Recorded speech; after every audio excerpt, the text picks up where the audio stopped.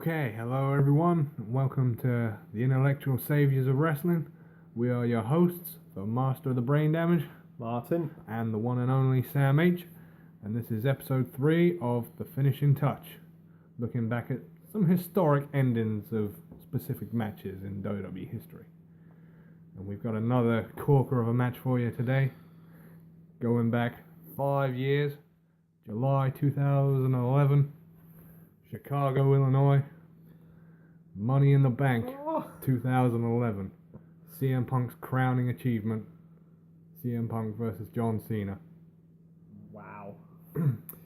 Again, this bugger next to me has kept me in the dark, so I'm finding out at the same time as you. And an amazing choice. Yes.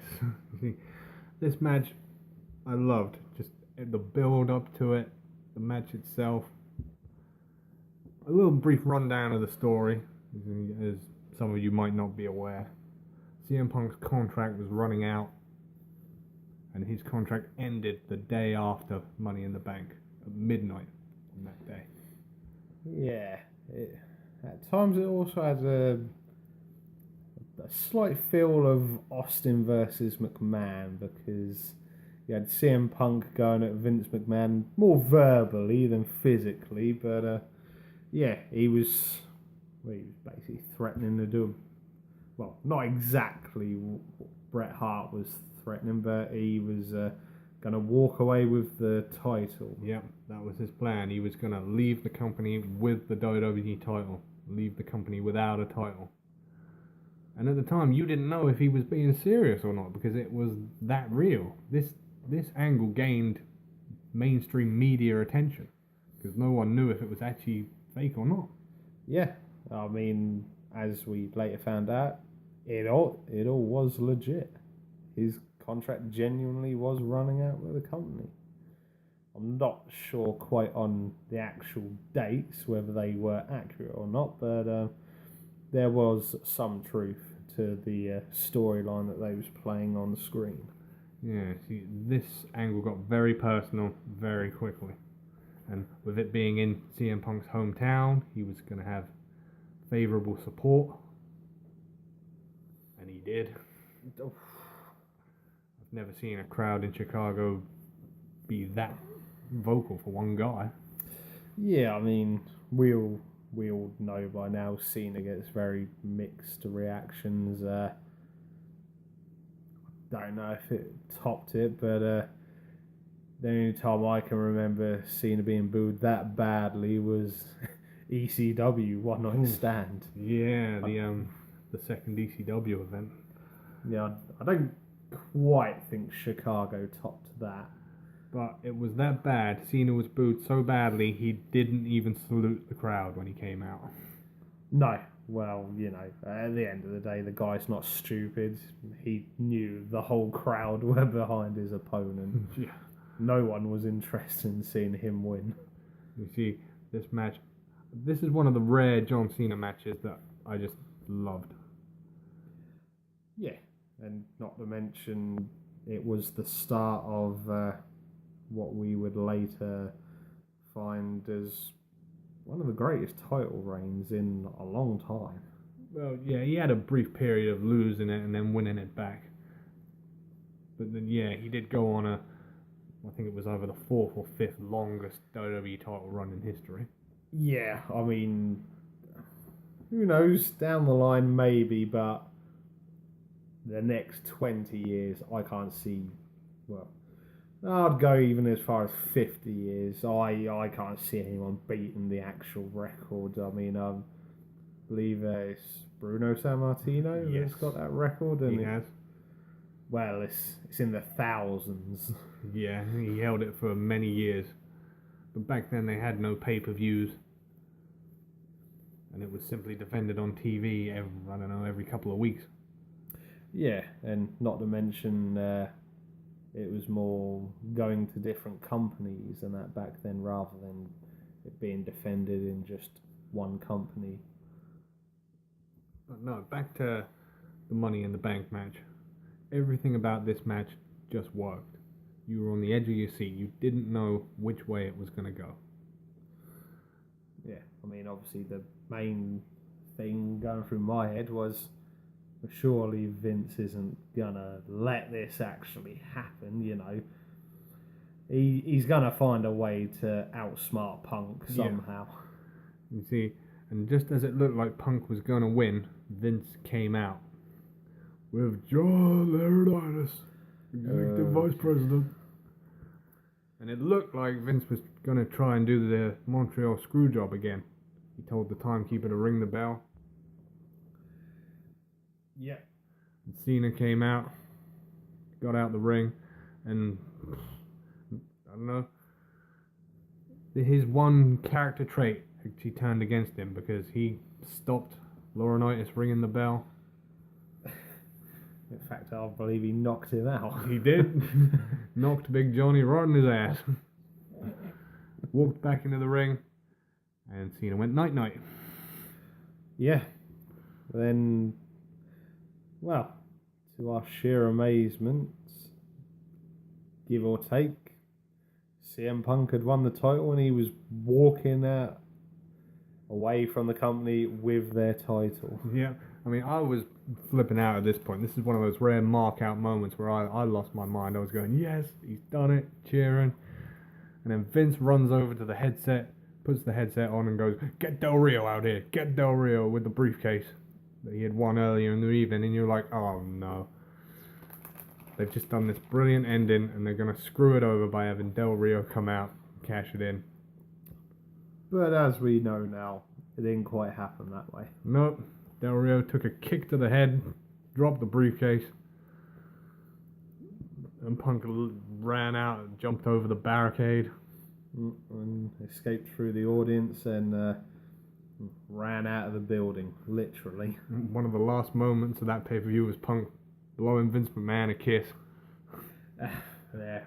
Another iconic image that we won't forget for many years. And then just leaving the building. And it was one of my favourite endings to a WWE match. Because it had everything. You did not know which way it was going to go. It made Punk a main eventer. Yeah. And people finally taking him seriously. I mean, if anyone's had the pleasure of watching his last DVD before he departed the company, he touched a lot on his first title reign with the company and then his second one, and even after the guy's a two-time world champion, he's still not being taken seriously. Nope. Yeah. I mean, unfortunately, back then it was the old school, you know, he doesn't look like a champion. He hasn't got the stereotypical image of a champion. Well, thankfully, CM Punk, he changed that mould. Yep. Punk was the start of it. Punk winning the title broke barriers for the men who later followed. Do you think, would Daniel Bryan have won the title had Punk not done it? Money in the Bank first? I don't think so. I mean, I don't think we can miss out. There was a fair amount of fan power in Daniel Bryan, but yep. Certainly, yeah, it was a big help. I don't think WWE would have okayed it if it was just the fans alone. Yeah, I mean, they were very vocal. But no, this title run, Punk's Money in the Bank title win, ranked up there with the biggest title wins ever. Yeah, without a doubt. I mean, I loved this and the impact it had. Because his title reign, most of the matches of his title reign were just great matches. Yeah. Yeah, I mean, well, I think CM Punk's probably arguably been the biggest and most popular guy in the company since Austin.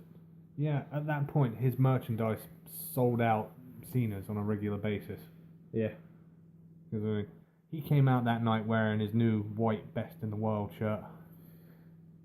And then everyone wanted that shirt. Yep. In fact, I do believe you're wearing one right now. I am. The very same shirt. I thought that would have given it away. Yeah, and then we after that we got what we would now know now the cult of personality. Yeah. He had the new music by Living Colour, slightly different image, but it was still punk essentially, and yeah, this is one title match that people aren't going to forget for many years. It's not going to be topped for a long time. I mean, if you look at the iconic title matches in history, just for the storyline alone behind this one, Yeah, it won't be topped. no, absolutely incredible. Because it made you want to tune into Raw the next night to see what the company was going to do. Punk had gone, the belt had gone with it. Yeah, I mean, essentially they created a replica of it, didn't they? A very bad looking replica the next night. And this was one of John Cena's worst moments came on the Raw after, or one of the next Raws after, where Ray had won the WWE title. Yeah. And then Cena took it off him the same night. Oof, yeah. You've just reminded me of that, actually, yeah. Not one of his proudest moments. I mean, Mr. Hustle, Loyalty and Respect couldn't give Rey Mysterio an hour to recover from winning the WWE title. Yeah. And this all came from Punk winning the title at Money in the Bank. Yep. Punk famously went on a run, and he was a headline star right until the day he left. Yeah, thankfully, me and you had the opportunity to see him live and in action before he departed, which is truly a special moment, and he's one of them wrestlers you can look back in years to come and say, I saw him wrestle. Yeah, I mean, we hung around after the show for half hour or so, and he actually thanked the crowd for staying and watching him and Brian and the Usos goof off for 20 minutes or so. Yeah, they basically just mucking about in the ring, just, as he put it, being goofs. I think Punk gets a bad reputation for a lot of things, but his influence on the wrestling world, and in particular that match, I don't think it's going to be topped anytime soon. No, definitely not. And let's say, I know it's an old phrase that gets a little bit overused these days, but he truly did pave the way for some of the newer guys now. I mean, you even look at some of the guys in now, purely because of how they look and what they're interpreted as. He's paved the way for the likes of Kevin Owens and Sami Zayn to be taken seriously. Yeah, proving that it's not all about body shape. No, I mean, at the end of the day, some of these guys are incredible talents and workers, but they'll get pushed aside and put on the shelf to collect dust, just purely because they don't fit the mould of what a particular champion should look like. But thankfully, Punk all changed that, and he did say he wanted to do all of this so things would change around here. Yeah. It's taken a little bit longer than what some people would think, but, it has changed. Well, as always, the Finishing Touch is a public forum, so we want to know, do you agree with the decision? Was Punk right to win the title and walk out? Were you in the building at the Allstate Arena that night in Chicago? We'd like to hear from you. Send us in a few comments. This was a great match, another epic ending in wrestling history. And we've got plenty more for you coming up. Maybe next time inform me what we're doing. Yeah. Maybe. I can't take it. You've done well. Cheers. So, as always, from your hosts, the master of the brain damage, I've been Martin. And the one and only Sam H. This has been The Finishing Touch, and we will see you on the next one. Peace out.